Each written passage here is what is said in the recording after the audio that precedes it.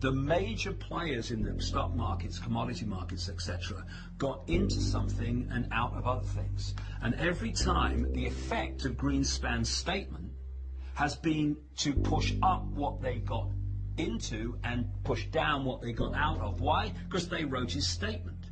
The whole economic system is about whether people have confidence in it, and the confidence comes from the people who run it. And so what we're going to see, and we've started to see this with Greenspan, is we're going to see more and more negative statements about the economy, and we're going to see a breaking of confidence in it, and therefore we're going to see its demise, its collapse. Now this won't collapse catastrophically for the elite, because people say to me, well, why would these elite people, why would they crash the stock market when they had lots of money in it? Well, if you know a stock market is going to crash, or a commodity is going to crash because you're the one who's going to crash it, then what do? You get out of it just before the crash, you let it crash, and then you buy up vastly greater amounts of that at a few cents on the dollar, and then you increase the confidence, and up it goes again, and now you own vast amounts more than you did before. There was the famous infamous story, of the Rothschilds at the time of the Battle of Waterloo, when the Rothschilds put out the false rumor in the London financial district that Britain had lost the Battle of Waterloo. And of course, everything crashed. And then came along the real news, the real truth, which is they'd won the Battle of Waterloo, and the stock market went flying up again, except when it crashed, the Rothschilds had agents all around buying up stocks on a few cents on the dollar. And at the end of that day, the Rothschilds were vastly more wealthy and powerful than they were before.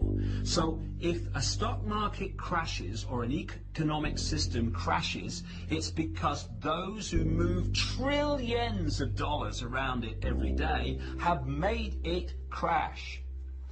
And in a world where money is king, where money decides choice, where money decides life possibility, what greater way of creating chaos and fear than a collapse of the economy? And we're already seeing that happen. It works like this. This is how the economic system has worked for centuries, and still being applied today. It's real simple, and this is how the elite few have trawled the wealth of the world and created booms and busts at will. Stage one, they push interest rates down, start recognizing the cycle that's just coming to an end, and they put lots of money into circulation, what we call money, because it's not governments that put money into circulation. It's private banks controlled by the same pyramid, making loans to people, credit loans. That's how money's put into circulation, not by governments. So what the banking cartel does is it puts vast amounts of money into circulation by pushing interest rates down and giving loans for, on next to no collateral. What happens then is there's lots of economic activity because there's lots of money swirling around, so there's lots of units of exchange to buy goods.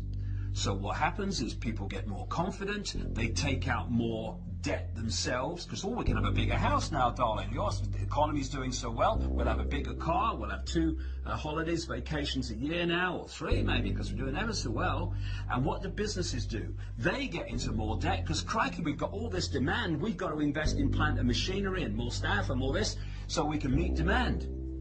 And then that is in effect the elite, economically, putting the fishing line out. And then at some point, and we're closing in on that point now, they start reeling the fishing line in. Because what they do is they start pushing interest rates up. Now what happens is lots of money that was circulating here, buying things and creating economic activity, is now going out of the economy to pay increased interest rates on the debts that people have. As a result of that, there's fewer things being bought and sold. Companies don't need as many people working for them. They're now stuck with all this debt and all this plant and machinery that they had that they don't need anymore.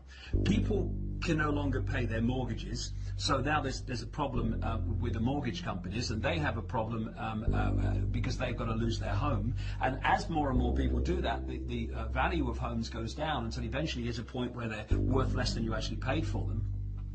And what we're seeing then is a bust being manipulated. And it's happening for one reason and one reason only.